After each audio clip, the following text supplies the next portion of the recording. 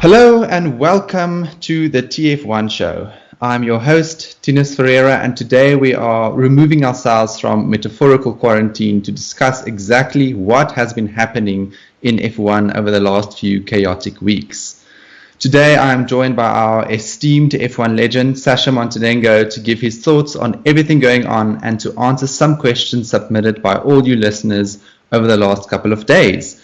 So Sasha, are you surviving the lockdown? Yeah, you know what? It's one of those things. It's what we have to do, Tinus. It's the world has changed, my friend. The world has changed. No, absolutely. And I think, how exciting and how privileged we are to still be able to record something like this, or to at least, in some sense, continue with our day job, despite everything happening in the world. So I think it's such a big opportunity for us to show a bit of solidarity amongst all of us. So interesting times, as you said.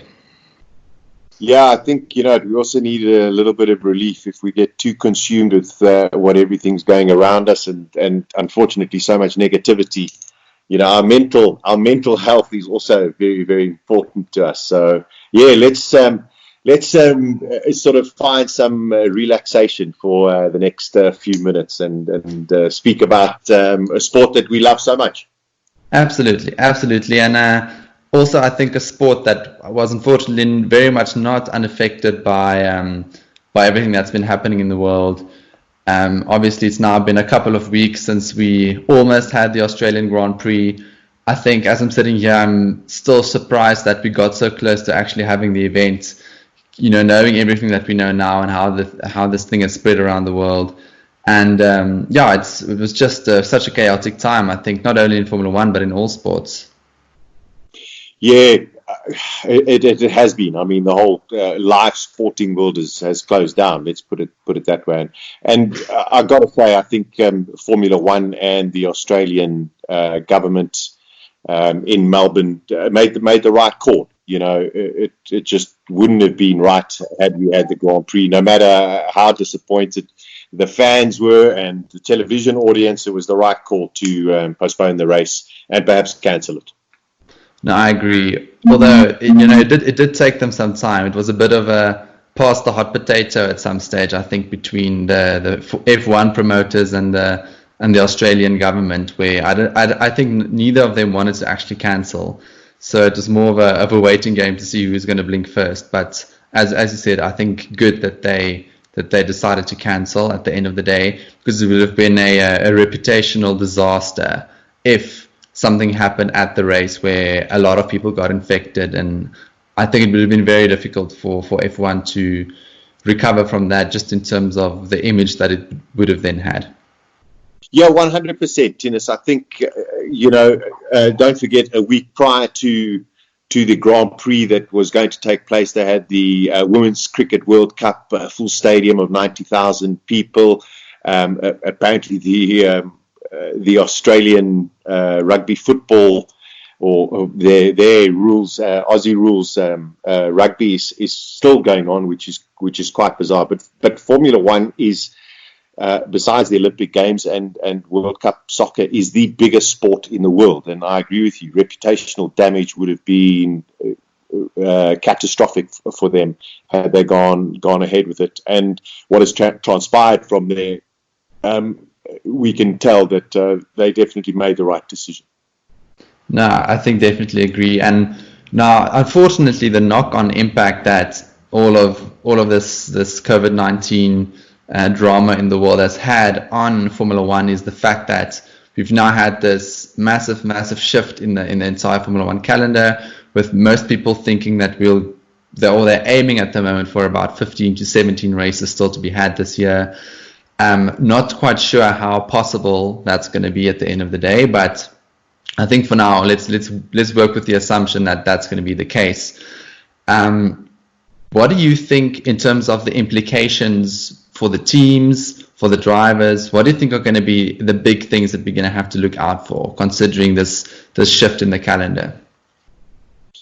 Well, don't forget the teams within Formula One rely, of course, on their sponsors, and their sponsors rely on the television time, and the television companies rely on subscribers, and the subscribers are the ones that actually pay the bulk of the money to the television companies, which then pass it on to the teams, and then that gets distributed pro rata to the teams. So yes, it is a financial implication. And you've got to, unfortunately, now throw that all out of the window. The whole world is in economic chaos. The implications are that,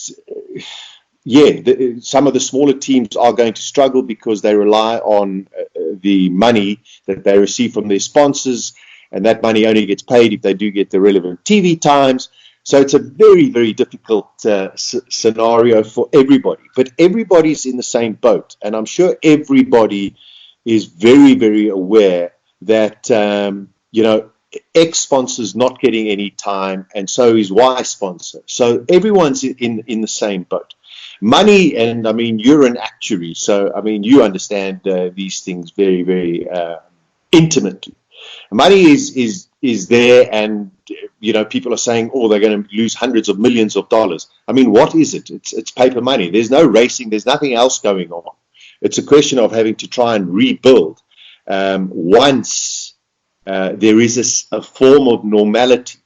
And you mentioned, well, what happens if, let's take it on the assumption that we're going to have 15 odd races during 2020. I'm not a pessimist, Tinus, but I don't see us having 10 races during 2020. And if we have even 10 races during the course of the year, I don't see even half of those with live spectators.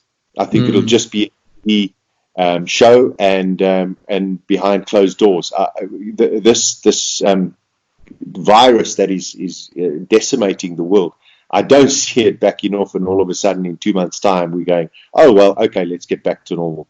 That's just my thought on it. And as I say, I'm not a pessimist, but I'm not very hopeful that there's going to be a lot of live sport with spectators during 2020.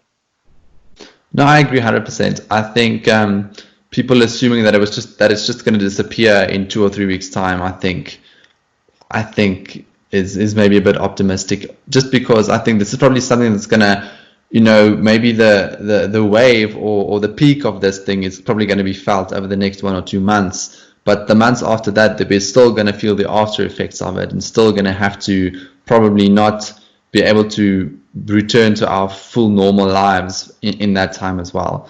So it's going to be interesting to see how everybody deals with it. But then at the same time, I also think this is probably a target that shifts every week. Basically, every week there's new information, new things happening. So I think probably everybody's just going to take it as it comes, and then try and make whatever they can out of it, I guess. Yeah, completely. I completely agree. So, you know what? There's so much negativity. Let's talk a little bit about what's actually happening in the world of Formula One. Come on. Let's do that. I'll give you some respite from all of this. Let's do that. But what I do want to do before we get maybe to completely move away from this topic is I want to, from a competitive standpoint, maybe get your view on which teams are going to be happy with the shift in the calendar, if you think about it. Obviously we were supposed to get racing in Australia. Now they're saying, okay, only in about France, Austria time are we going to start racing. Let's hypothetically say we only start racing in Austria, and the teams' lockdown are supposed to end, I think, in the next 2 to 3 weeks. Then they have the factories open again, and they can work on whatever they need to work on. Which teams do you think will be happy about this change in the calendar, and which teams do you think will be upset? Well, I think, everybody's using the summer break time now as their as their off period. I think every team will be excited. Well, not excited. I think every team will be slightly relieved about this time off, except for Mercedes, because in testing show that they do have some wonderful innovations, including their DAS system, and then of course also they've got some trickery in their rear suspension.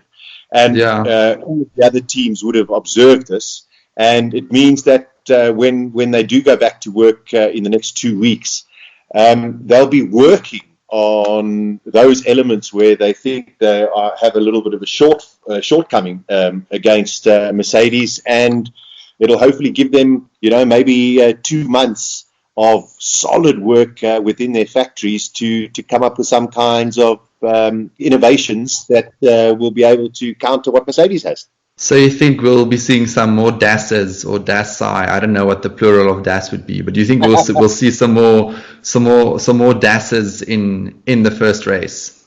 Yeah, I mean, I know that Red Bull and Helmut Marko was adamant that they were going to contest the DAS system had Mercedes used it in Australia. I read a strange report that Ferrari have something similar or something like a dual axis steering system. I find it hard to believe, considering Ferrari factory's been closed for nearly 2 months. Yeah. They might have had something in the pipeline and never ever implemented it.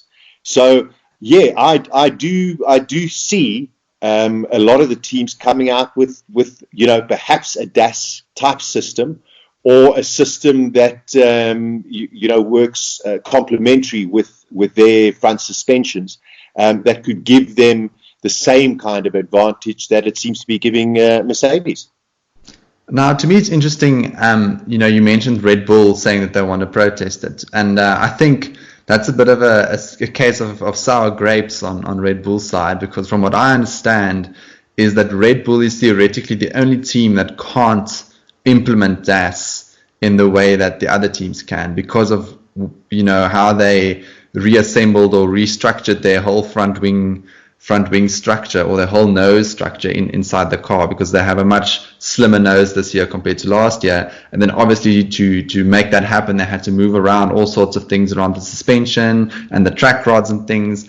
And from the sounds of it, what the clever technical people are saying is that they actually can't implement a DAS steering system like the other teams can. So I think that's maybe also why I think if we do get racing later in the year, we're going to see Red Bull jumping up and down a lot, about this, and they're probably going to try their hardest to get this thing banned, because I think they already know that this is maybe an advantage that's already baked in for the other teams that they can't access necessarily. Yeah, completely. I concur with that, Tinus. Everyone has a different design kind of philosophy, and Red Bull have adapted their way. And yes, it may well be that for them to implement a DAS system means they have to reconfigure the whole of the front of the car. They might have the time, as we say in these off times to actually do it, but I think it would be very, very complicated. The one point of contention that regarding the protest from Red Bull, and it does come from Adrian Newey, and I mean, anything Adrian Newey says, you listen to very, very carefully. Yeah. And he has come out and said that no matter what kind of turn-in angle this DAS system gives into corners or on straights, he is adamant that even if it's 0.1 of a millimeter, it doesn't matter. It will adjust the ride height of the car, and that is not allowed. So, if Red Bull can prove that 100%, then the system will have to be deemed illegal. But to me, I don't necessarily agree with that, just because if you think about all modern Formula One cars, and we saw it in action so many times last year, when you steer the car, and especially in the slower speed corners, the suspension literally changes the ride height of the car as the load on the front wing changes. So that's why I get what Adrian Newey is saying in theory, but then why isn't all like how can any form of that the suspension that we saw last year then be deemed legal? Because that also changes the ride height. So I think this is going to be very much a case of interpretation. It seems like a bit of a gray area. I think what Mercedes did well is that they seem to have kept the FIA in the loop, ever since they started developing this thing. So the FIA did come out and say during testing that this is not news to them. This is not a new thing. They already know about this and how this is supposed to work. So yeah, it's going to be very interesting to see if Red Bull does protest what they actually can get out of it. Yeah, it is. It's going to come down to semantics. You're quite right. I mean, when a car goes into a corner, the load changes. So, the front wing flexes, which it's not meant to do, but physics will tell you that it has to. And then, of course, it'll adjust the ride height.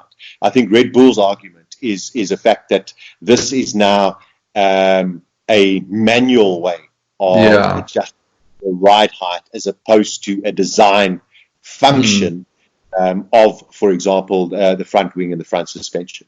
But whichever way it is, it's going to come down to an incredible technical interpretation from the FIA, who deem it now as being legal. And then, of course, if Red Bull do protest, they would have to go there and show their findings. That's it. Yeah, and I think, if you take a step back, I think this is a very good thing in Formula One. I love the fact that Mercedes came out with this thing. It ignited all sorts of debates. It made everybody experts on the internet, but it just, stimulated conversation around what was happening, around the engineering side, which is, I think, an important side of Formula One as well. If you think back to, the double diffuser that Braun had back in the day, to McLaren's F-duct the year after that, all these little things, I don't know, just makes Formula One that more interesting. And I do hope that, in the next coming months and in the next coming years, that teams still have the opportunity to come up with little tricks like this, that the regulations don't become too stringent, that basically all creativity is thrown out of the window. So, I just sort of my thought on the DAS and just, all of the reaction that it caused. Yeah, I mean, that's the beauty of Formula One. Formula One is known for its innovation. Formula One is known for its technical prowess. And that innovation will never ever stop. You mentioned the double diffuser. Years back, Ferrari had interesting barge boards, which eventually were deemed illegal. And that's why we love Formula One so much. And that's why Formula One just brings such a high level of technicality to the world of motoring. That will never ever stop. If ever the regulators sit there and try and stifle anything be innovative in the world of Formula One, that will be the end of Formula One. So kudos to Mercedes. I think it was brilliant. And yes, you've got everyone else scratching their heads. Just showing you everyone is looking for different kinds of solutions all of the time. And it's just wonderful to see, and that's what Formula One is about. No, I agree 100%. And I think if you had to move to another team that might be a bit disappointed with this delay in racing, is probably our pink Mercedes, Racing Point, who I think threw all of their eggs in one basket and decided to pursue this sort of replica of Mercedes' design from last year. And I think, from what I understand, I think they're pretty disappointed with the racing stopping, because I think they really counted on maybe scoring some good points over the first couple of races in the season, and then halting development and moving into the 2021 development, which now obviously isn't the case anymore. And I think they are somehow afraid that the big teams like McLaren and Renault might catch up now that they have a bit of time. Yeah, exactly. I mean, gee whiz, when you looked at the pink Mercedes, the BWT Racing Point car, when it came out to testing, you just went, whoops, hold on, that's just a Mercedes with a different color. And what I think there's a classic saying, if you can't do it better, then follow those who are leading, something like that. And I think that's exactly what Racing Point did. And yes, I think they were hoping to maximize on points. I mean, the way that car looked and went during testing, and testing, is a very, very difficult point to analyze. But that car could well have upset the apple cart and gotten a couple of podiums in the first few races and guaranteed them a huge windfall of money come the end of the 2020 season. And yes, they could have focused on them being the new Aston Martin team for 2021. Yeah, no, I agree. I think they would have been pretty disappointed.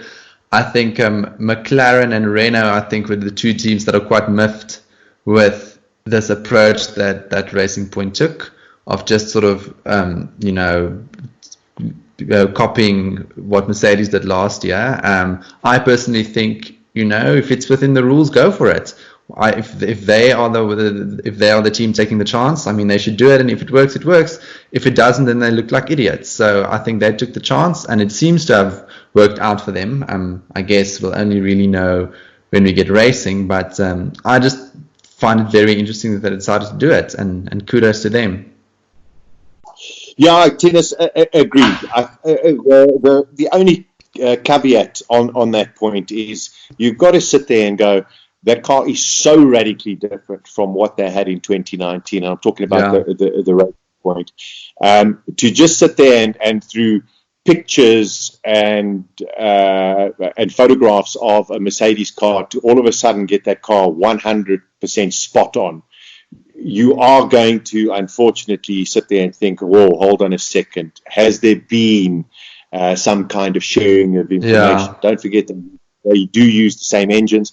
And, of course, we never, ever want to have the same kind of scenario we had back in 2007 with the whole McLaren and Ferrari saga. So, as long as people keep it clean, that's great. But don't forget, Formula One is all about teams having their own vehicles, their own structures, their own of the cars. Otherwise, if it wanted to become something like IndyCar or other cars, everyone could sit there and say, oh, well, the Mercedes-Benz chassis is the best. Okay, let's all just buy a chassis from Mercedes-Benz. And we don't ever want to get that in Formula One. It has to be independent. It has to be individual. So, I well done to Racing Point. And I will always sit there and say they have done it all on their own.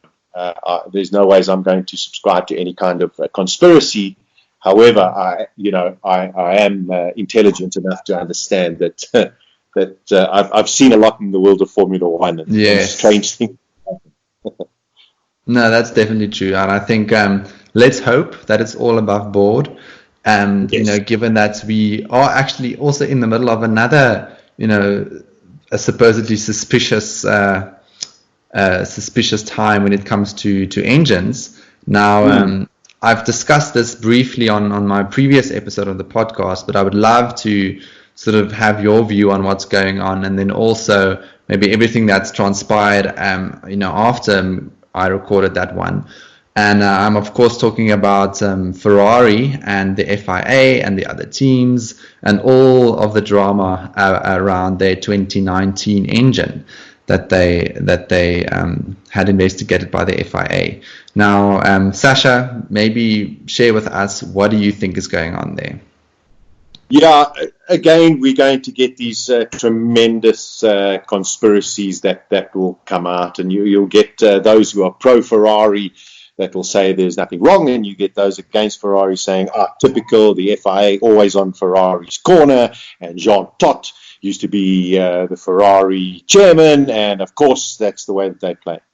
I think what's very, very important to say from the outset, if one suspects or accuses the FIA of being partial towards a team, then we have a huge dilemma in the world of motorsport. The FIA has got to be independent, regardless of who is running or who is top of the FIA. And at this stage, of course, it is Jean Todt. Jean Todt has an illustrious career from the days of Peugeot, and then, of course, with building up Ferrari and the whole Schumacher era. Jean Todt is not a person who would be biased towards any team. Having said that, Ferrari has been around in Formula One since the start. They do have a very revered position within the sport, within motorsport, and of course also within the FIA. They are very highly respected. But having said that, if Ferrari had to do something illegal or against the rules, which is the same thing, they would be wrapped over the knuckles just as any other team. So the big question is, and this is where it is, Ferrari found this extraordinary boost of power. And the question came out, was it legal and or did they cheat? And I think that's what you're alluding to. Did Ferrari cheat? Yeah. Now, I think I agree with everything that you said there, and I think there's no disputing that Ferrari is probably still the most important team in Formula One, just in terms of the fan base, in terms of the money it generates, in terms of the history. So I think, and I think it's also clear that the way the prize money and things like that is structured in Formula One at the moment, Ferrari does get a big chunk of that money, and then I guess that's another debate around whether that's correct or not, but let's maybe not discuss that now. Now, the interesting thing to me is that the FIA basically came out and said that they did this cost-benefit analysis and came to the conclusion that making a big deal out of this is going to hurt Ferrari, it's going to hurt the sport, it's going to hurt everything in Formula One. And actually with that, I tend to agree. I think making this massive drama out of something that's potentially not even a problem could be more damaging than good, especially since, from what I understand, they couldn't necessarily prove any cheating on Ferrari's side. They had some suspicions, or they had a couple of things that they picked up, but in terms of conclusively proving whether Ferrari did anything, I don't think they were able to. So, and that is, I think, why it makes sense to me that they did what they did. Now, from a moral standpoint, whether what Ferrari did is a good thing, I don't necessarily know. I really hope that they didn't do anything below the belt. But I guess, I don't know whether we're going to hear any more about this over the next coming months. I don't know what your thoughts are. Okay, so I bring up very, very valid points. The first one is where the other teams and a lot of people and fans around the world sat there and went, oh my word, typical FIA and Ferrari have the secret deal that nobody's privy to finding out, which therefore throws the assumption that they have cheated. Now, let's look at a couple of things. The FIA have come out and said they cannot conclusively prove that Ferrari did anything illegal, and they said it will cost tons and tons of money from both sides in terms of a litigation. So Ferrari would have sat there and said, listen, this is what we've been doing, and this is how it is, and we don't believe it's illegal. Then the FIA would have had to have said, well, we think it's illegal. Okay, Ferrari said, well, then go and prove it. And they could not conclusively prove it. Now, a lot of people will sit there and go, oh, you see, they're just brushing it under the carpet. As you say, maybe turning a mountain, turning a molehill into a mountain in this scenario. The other very vital point here is intellectual property. Formula One is about innovation. So we've spoken about the DAS system. Okay. Ferrari clearly found something And what we assume is within the fuel system, whether it's the injectors, whether it's the oil, whatever, we don't know. There's tremendous speculation that it's this, it's that, or whatever. It's just speculation. But they did find something that enabled them to give themselves more power, which they believed were fully within the rules. The other teams hypothesized and said, no, how can Ferrari all of a sudden find this power?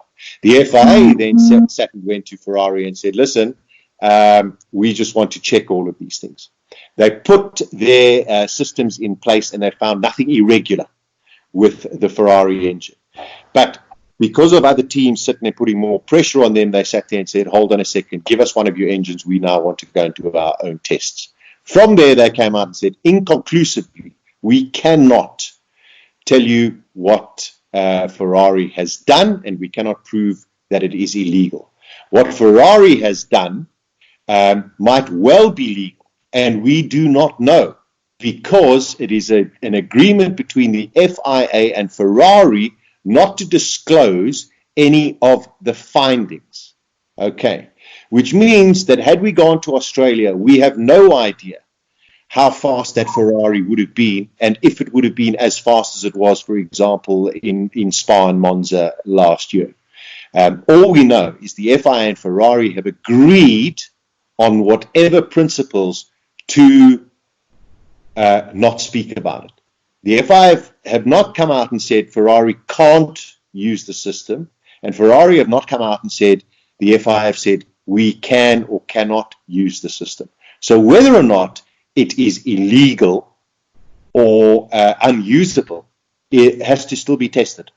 Yeah, and I think also the one thing that the FIA will now at least have is they'll know where to go look. I think if Yes. in a race weekend situation, so I think they might now have the opportunity to see in the car, if the car is being run like this in a race scenario, what does the engine do? Where maybe last year they weren't able to, and when they discovered things after the fact at the end of last year, it was impossible for them to actually go and reverse time and check whether they were doing it like this in the races themselves. So I think that's potentially going to be an interesting thing to look out for. I think especially Red Bull seems to be on a warpath this year in terms of protesting and throwing their toys out of the cot. So they seem to be very upset with this whole Ferrari situation, and most of the other teams as well. From what I understand, Mercedes seems to have decided to, let sleeping dogs lie, or they have decided it's not worth all of the money to go and pursue this whole story. So they might actually now be stopping their hunt for more answers on Ferrari's engine. But I think, as you mentioned, it's going to be very interesting to see if we do go racing, what's happening with the Ferrari engine, whether they have the straight line speed. During testing, they did seem to not turn up their engine that much. They seem to have, Mattia Binotto said, they did lose some engine power. They redesigned the engine, so they aren't as fast as last year. But it could all be a bluff. We could pitch up at wherever we're going to start, and then Ferrari is going to be the rocket ship that they were last year. So it's going to be very interesting to see what actually ends up happening. Yeah, you know what, Tinus, if we look, and I completely anticipated it and predicted it for 2020 testing. If you looked at 2019 and the way that Ferrari came out, guns blazing, and how fast they were, we got to Australia and Mercedes was 7/10 quicker than everybody else. 2020, no one was going to show their hand. Mercedes showed a little bit of their hand with Bottas when he got into the 115s, and that was it. Ferrari sit and say, oh, they've got problems here, they've got problems here. The fact that the Alfa Romeo with the same engine was quicker than the Ferrari on all of the days just tells you that, believe you me, Ferrari didn't show an iota of their hand when it came to testing. So, whenever the first race comes, I agree with you. I think we're in for some fabulous fireworks. No, I'm very excited. I'm very excited about that. I think, Sasha, at this point, maybe let's move on to a couple of questions that people submitted. to you and for us to maybe have a talk about and to discuss. Now, I think we can go to about 2 or 3. Let's see how we go. Since we've already been going for quite a while, I mean, stimulating conversation always tends to lead to long podcast episodes. So let's maybe get into some of the questions. Now, DJ Elof on Twitter asked, and I think you even responded to him on Twitter to watch out for your answer. He asked, do you guys follow the F1 esports series, and what do we think about it? Okay, I know they had their first race, 2 weeks ago. They call it not the Bahrain Grand Prix. Correct me if I'm wrong there, Tinus. I think that's the other sort of esports. So I think there are 2 series at the moment. So the one is run by Veloce Esports or something like that, and that's not the Grand Prix series. So we've had not an Australian Grand Prix and not the Bahrain Grand Prix, but now Formula One has officially launched its own sort of esports championship, where they had their first race in Bahrain a week ago. So I think there are 2 going on at the moment. All right, so that was the one where Lando Norris took part, etc., etc. Yes. Okay. Personally, absolute rubbish. I love games and I love to play myself, etc., etc. But when all of a sudden, and with the greatest respect to anybody, actually, you know what? It doesn't matter. All of a sudden, we've got these people, and they manage to entice some of the Formula One drivers. Now, just put that in your head and just throw it around a little. Formula One drivers now taking part on an online game where the people crash into each other in the first corner, but they carry on going. It is ludicrous.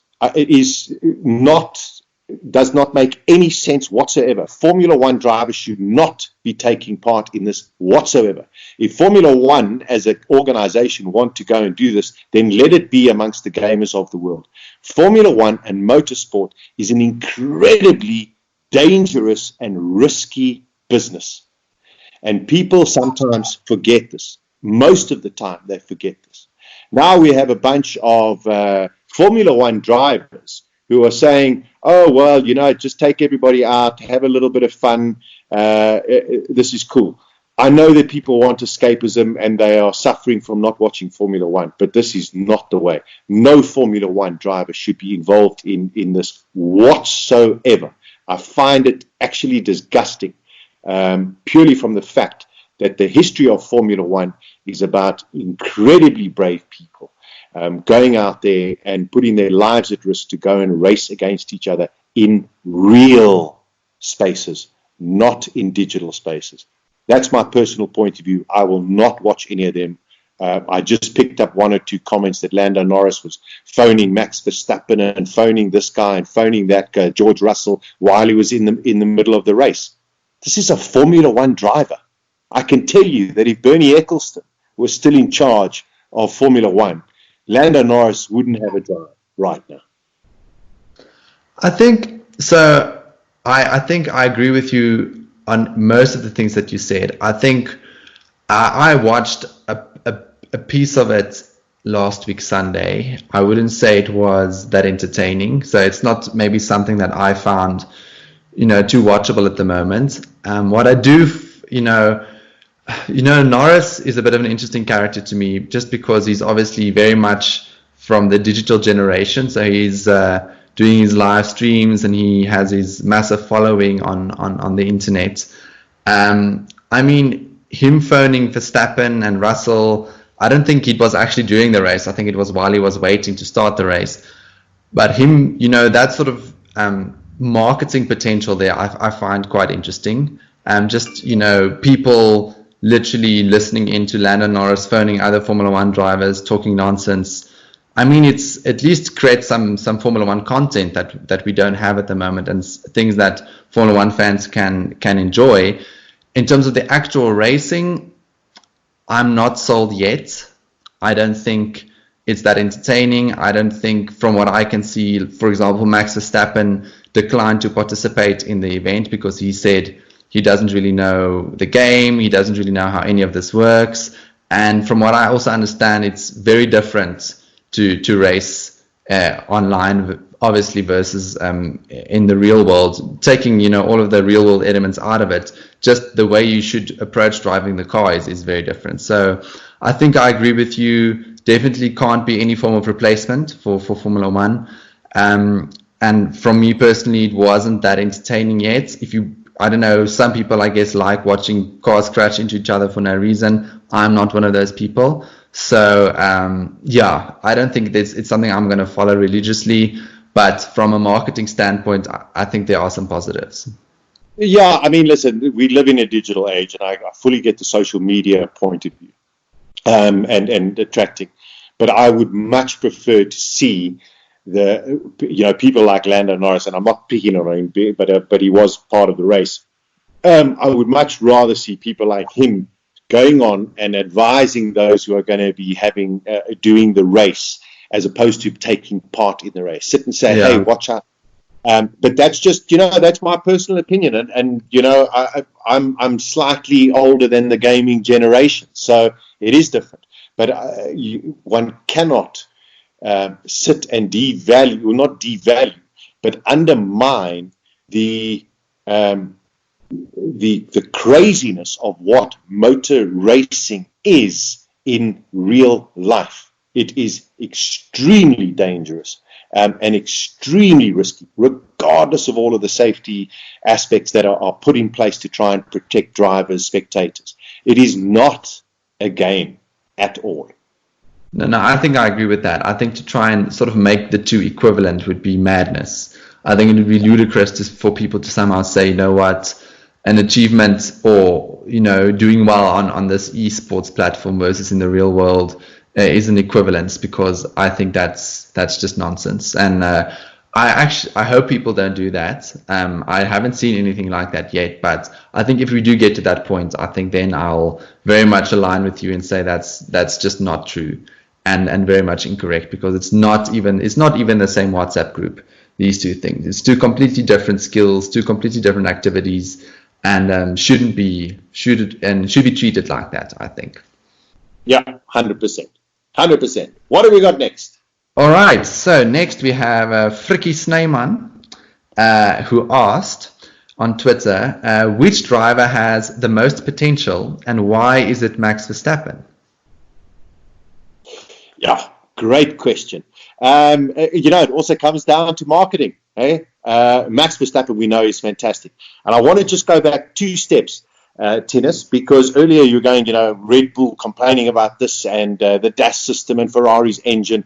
Mercedes have withdrawn their complaint, and so has Red Bull, by the way, to the FIA and Ferrari. But here is the critical point. Red Bull has to deliver a car to Max Verstappen, and he has to be in a certain position within halfway of the season. Wherever that halfway is, we don't know.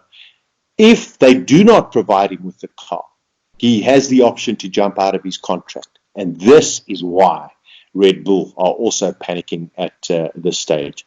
Max, without a doubt, is perhaps one of the most exciting racing drivers we have seen since the days of Lewis Hamilton coming into the picture, and before that the likes of Kimi Räikkönen and Michael Schumacher, and then Mika Häkkinen. Max is the real deal. We've seen how this guy can race in the dry, in the wet, coming through the field, leading from the front. He is outstanding. But there are also other drivers out there that are also equally outstanding. George Russell just doesn't have the car underneath him. He is an outstanding racing driver. But a lot of the attention, because of the backing of Red Bull and also what the young man has achieved, Max is the real deal, and everybody wants him. If Ferrari could snap him, if Mercedes could snap him, they would. I can promise you that. No, I think I tend to agree with that. I think his record speaks for itself. He obviously had some teething problems at the beginning, as he was still so young and inexperienced, so he had some issues. But I think last year showed us that he now has the head on his shoulders that he requires, and he's much more pragmatic during races. He takes chances when he has to, but he's also very risk averse when he needs to be. So I think, no, I agree with everything you said. But the one thing that I'd still like to see is how he drives in a title fight. I want to see with the added pressures, with the additional considerations, where going for the race win isn't your only your only thing to worry about. We actually have to think about the bigger picture in the championship. I want to see how Max handles that whole situation mentally, and whether that changes the way he races at all. Yeah, 100%. I mean, that's what it's all about. You know, he hasn't really been in title contention, so it's just basically a free for all and go for it. And he knows even if he picks up points here and there, he's still not going to be a challenger for the title. This is where, you know, the genius and brilliance of drivers like Alain Prost, really makes me think about how brilliant he was at structuring his racing ability. You know, also. We got to remember, you know, drivers like Felipe Massa, okay, never won a world championship, or maybe for 20 seconds. But guys like Felipe Massa came into Formula One. In his first 6 races, I think he totaled 5 cars. Sebastian Vettel, in 4 races for Toro Rosso, was taken out or took himself out on the first lap. So, you know, it's a very tough game to be in, and it's a tough school to learn at. And Vettel went on to win 4 world championships. So, you know, Max is, I mean, you can't believe this guy's going into his 6th year of racing, and he's only 21 years old, 22 years old. That's crazy. It's mental. He's got more races under his belt than 90% of the drivers in the history of Formula One ever raced. It's extraordinary how the world has changed in terms of Formula One. And if Red Bull just give him a car that can challenge Lewis Hamilton, that's what I think we all just cannot wait to see. No, I agree 100%. So let's hope we do see some of that this year. And next year as well, given that they have now decided to defer the new set of regulations for an extra year. So we're going to see exactly these same cars next year. So hopefully we'll see some Mercedes, Red Bull, Ferrari fighting over the next couple of months. Yeah. Okay. Sorry, just on that point, I think what's also interesting, I mean, what happens if we do have 15 races this year? The FIA said that the DAS system is illegal from 2021. Now, does the DAS system now stay for 2021? And does that mean that all of the teams now are going to adopt the DAS system? So, there are so many unanswered questions at this stage. Anyway, move on to the next one. All right. Then the next question was Jock with an S on Instagram asked, do you think Haas will leave F1? It's a very difficult question, Tinus. I sincerely hope not. I worry about the Haas team. I mean, Gene Haas, his record stands out for itself. The fact that they do not have a main sponsor, and I mean, let's not even go into what happened with their sponsorship last year. For an American team not to have a major sponsor and relying on their own monies and television monies to get them through, I think is incredibly precarious. I have the greatest respect for Kevin Magnussen and Romain Grosjean. I know Grosjean has got a bit of a reputation, unfortunately, out there, but I think on his day he's as fast as any racing driver out there, and Magnussen is equally as impressive. The fact that we aren't racing at the moment, there isn't any TV money, puts them in a very, very difficult position. Also, the car didn't look impressive when it came to testing this year. But as we've spoken, testing is so difficult to analyze, considering what we had in 2019 as opposed to 2020. I really hope that Haas stay in Formula One. Because we need American teams, and also they add some fabulous flavor to the paddock. So yeah, whichever way they can do it, let's stay there. Although Gene Haas has said, well, listen, if we continue the way we're going, then what's the point of being here? He wants to just be competitive at some times, and they can be, but they are going to have to invest more, which means they need more money, and nobody's getting any money at the moment. Yeah, I think I don't really have anything to add to that. I think we all hope that they can remain in the sport. I think the 10 teams that we have now are all interesting teams in their own rights. They all add something to the sport.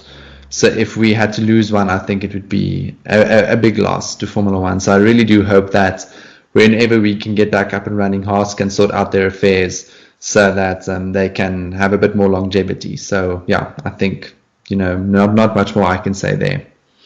Yeah, 100%. It'd be devastating if we had to lose any team, especially now. Okay, cool. All right. I think we have one more question that we can talk about before we can sign off and leave everybody in peace. Now, Miss Mary on Instagram asked, if you had to leave F1 for another sport, what will it be? So a bit of an interesting one. Sure, that's a good. Well, I suppose she's asking F1 and I assume motorsport in general. Yes. So if you had to pick another sport to get invested in, what would it be? Sure. Well, I mean, I've always been a huge sport lover. Everything from rugby to athletics to you name it. But Formula One has always been there. This will be my answer. For all of the years, the way that rugby has changed over the years, I haven't been very impressive. Cricket just bores the heck out of me. This is going to sound like a really pathetic answer, but if it wasn't Formula One, it would be golf. Okay, that's an interesting answer. Care to justify?